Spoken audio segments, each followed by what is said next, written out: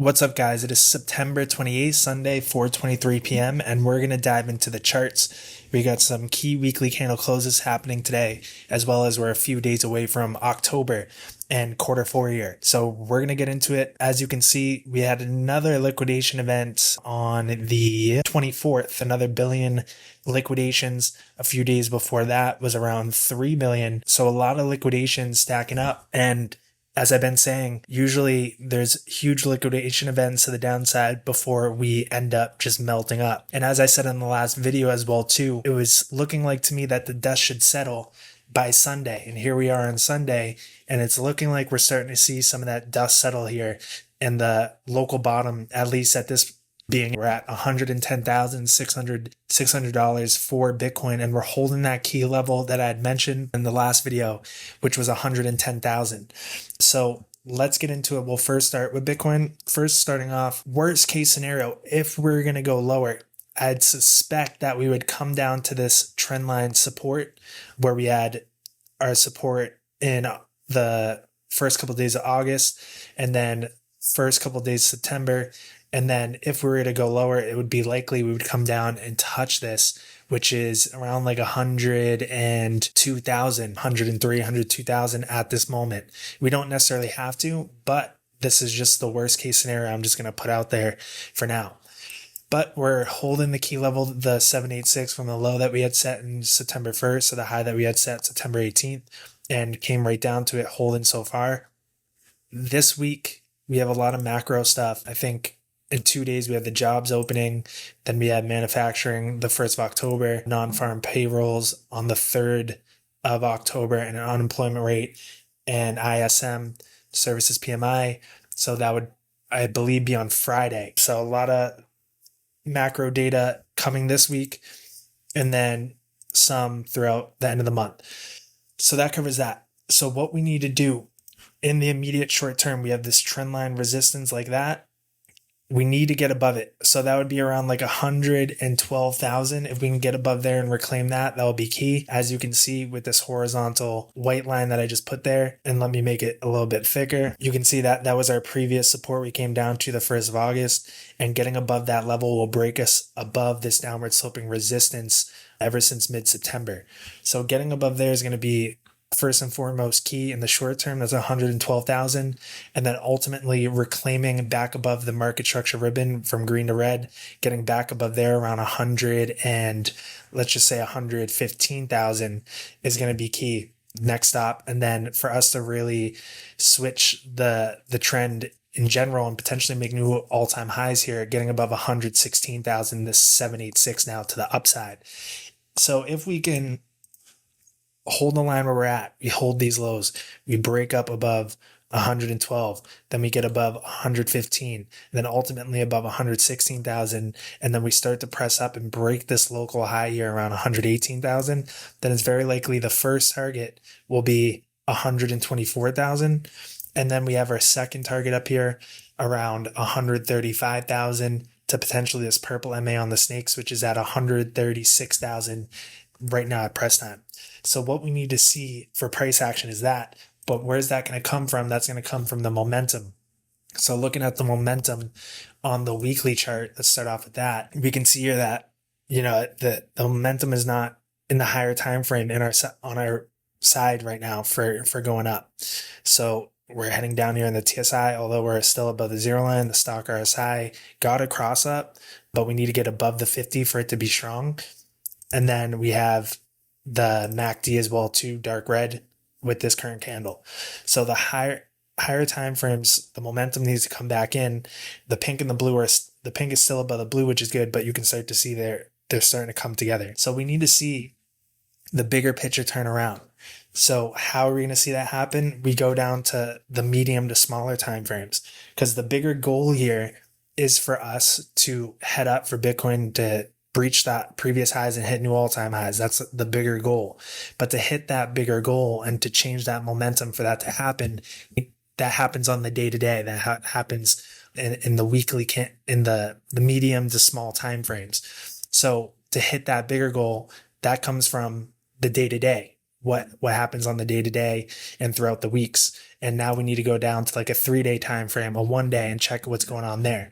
Because on the 3-day time frame, we're still above the zero line, which is good. But what we need to happen is we need to see this start to cross up. And we're at this point where this is where it needs to happen. Because if we start to go below that zero line, that's not going to be good. Because you can see when we did that February of 2025, that was a capitulation moment. You can see back here, February 2025, that was our capitulation. So we're at this point, first week of October, where we need to start to see some momentum come in on the medium time frame to then help us in the macro picture. So if we go to the 2-day chart, we can start to see there's a little bit of a double bottom right now, kind of similar to back here. This was a little higher of a low. If we go to the 1-day chart, you can start this, we're still heading down here. So let's go to the 12-hour chart, see if we're starting to turn around. We're starting to get a little curl here happening on the 12-hour, which is good. If we go to 11-hour, we're actually getting a cross as we speak. And then the last time we actually crossed down decisively was our top, as you can see up here. So with this cross up, that's going to potentially confirm here in a few hours, hour and a half. This could be the start. What happens on these lower time frames could spill into those medium to big picture time frames that we ultimately want. The bigger goal is to head to new all-time highs. And that's going to happen stem from the 11-hour, the 9-hour, right? So this 11-hour is looking good for us to actually, turn around here. And we're seeing that this candle is currently trying to breach up through this red market structure ribbon, which is solid. If we actually flip it to green, that's going to be our sign that the dust has settled for this moment in time. As you can see here, when we flip from red to green back September 1st, that's what changed the trend up until, late September, where this turned red and we started to head down. So this is our first solid sign here that we're getting a turnaround. Plus we have these 11-hour prepare to buy soons. We have these 12-hour prepare to buy soons as well too. And as you can see, on Bitcoin, the 12-hour, the 1 day, the 11 hours don't flash much. Going back to this whole bull market, you can see that 2023 August, it hit the bottoms down here before heading up. And then January 2024 hit the bottom before heading up. And then it hit these local lows. But ultimately, when they did flash, this was virtually kind of like the bottom of this range here. Same with back here in summer 2024, the bottom of this range here. And then you can see back here, it did it in December 2024. We went up a little bit, but then ultimately rolled over. But when it did flash, it was ultimately the bottom of the bottoming range. And then back here in June of 2025, and then more recently August, the beginning of August, and then the tail end of August as well too. And then ultimately we bottomed not quite far away from when those flashed, only a little bit lower, maybe a couple $1,000s lower. And here we are again. So this is solid. So 9-hour chart, we're probably getting a buy now on this current candle. Yep, we are. So we're seeing that 9-hour buy now flash, which is good. And ultimately, if we can see that 9-hour momentum cross up, get through that zero line, that will spill into this 11-hour, will spill into the 12, and the 12 will cross and flash that buy now signal. The 1 day will start to cross back up, get above the zero line. The 2 day will cross, get above the zero line. And the 3 day will save itself from crossing down, and we can cross up. And then that will really turn the weekly chart around for what we need to head into these blow off tops here. Cross back up like that, and then we'll be off to the races. So that's where we're at. That's where we're at right now. So this is going to be a pretty key week to set the tone going into Q4 here. So that's Bitcoin. Looking at XRP, held the line where we needed it to, around $2.70. Right now we are at $2.84. If we look at the 3-day chart, let's do the same thing here. See how we're holding those key levels right there. Looking to the left, a lot of resistance, now support. So holding that is going to be key. Worst case scenario, if we were to fall, it would come down to this trend line support coming up here, which is around like $2.50 to potentially $2.45. Worst case for a flush moment. But for us to get out of the woods here, we need to get course back above $3 and back above this trendline resistance, which is at basically $3, and then reclaiming back above $3.20, then $3.35, $3.40 will send this up to new all-time highs. So the momentum On the 3-day chart, it's kind of the same thing as Bitcoin. Needs a turnaround here. That's going to come from the 2-day. Let's see. Yeah, so the 1-day. So yeah, so it kind of looks similar to Bitcoin with the momentum. Looking at the 12 hours, 12 hours starting to cross. So we're doing a little bit better as far as the momentum goes comparatively to Bitcoin. 11 hours already crossed, double bottom there, and now it's starting to head up, little W. So it's looking good. And look at all the past times that we've got into the zone with the momentum here for XRP. You can see that they were ultimately local bottoms. So this was back June 1st. Then we had late June. Then we had beginning of August. Then we had late August. Then we had early September. And now here we are, about to be early October being here too. And now if we take a look at the chart, so you can see that low in early June, late June, early September, late August, so it's pretty much like I was just saying, it looks like the coast may be clear unless there's a curveball this week as far as the macro data goes, but timing and seasonality is now on our side. So that's where we're at. So that's looking good. If we take a look at total 3, it came down to touch that and hold that 786 here, the green 786. So we need to come back up, break above this micro 786 at 1.13 trillion. And it's very likely that this time around, if we can get above 1.13 trillion, hold it for a weekly candle, then we'll be off to the races. If we take a look at the momentum on the weekly, it's still trending up here, which is good. Still trending up. So actually looking stronger than Bitcoin. So total 3, solid. Ethereum broke below 4,000. So that was one thing I was covering, that if we were to go lower, it was very likely Ethereum was going to come down here because we had those equal, kind of comparing it to back late July, was it? Yeah, no. It was late June where we had our equal lows, broke down below it, reclaimed it, went sideways for a little, and then popped. So we had our equal lows right over here, broke down below it. So it looks like we're in the process of reclaiming it, going sideways, and then ready for a pop. And this pop would take us to brand new all-time highs and probably decisive all-time highs. We hit a little bit above new all-time highs, but this would probably be the one, like if we were to copy this, straight over like that. See how like the timing is actually like perfectly lining up as well too. So you can see that we actually went right to target as well of the same last time, and we would start to reclaim, and then this could take us out to the $8,000, $10,000 target by the end of this year for Ethereum, and then all the other alts will be kicking at that time as well too. So Bitcoin is already close to reclaiming 111,000. Let's take a look at Flare, because Flare did the full retrace, but actually is now breaking back up. And it's looking strong. It's looking like one of the strong altcoins heading into Q4 here. You can see the weekly chart is about to confirm this breakout as well too. If we can I would love to see by the end of today, this weekly candle close.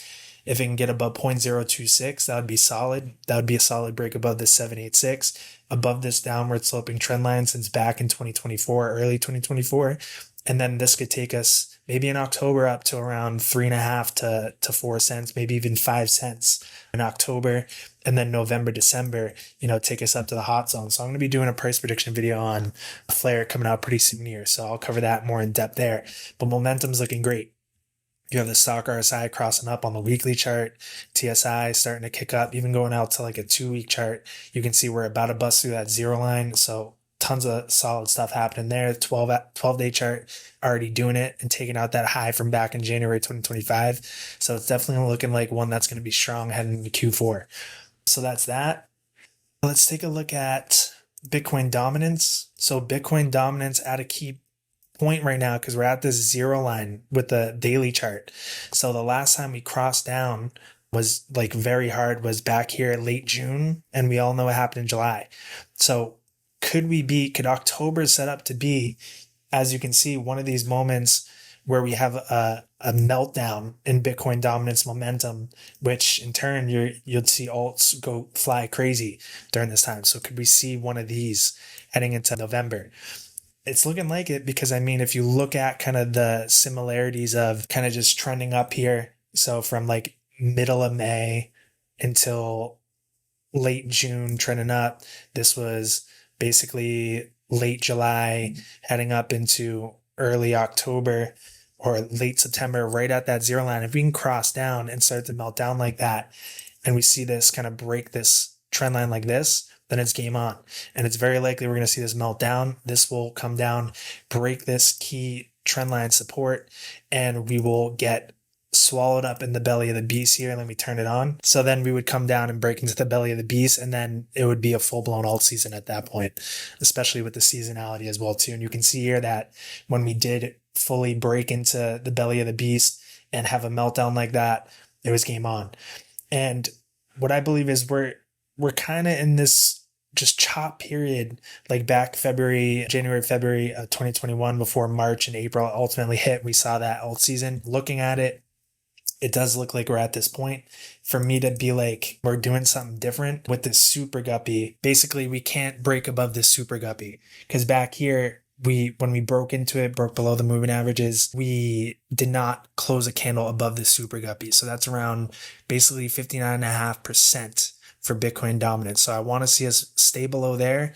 And then with a breakdown below 57.5, then it's game on. But we're at this point. First week of October is going to set the tone. So far on the low time frames, it's looking good for a turnaround. And if we can get some strong weekly candle closes in the next couple of hours here of reclaiming some key levels, that will set us up even better. And then we have the monthly candle closes coming in a couple of days as well too.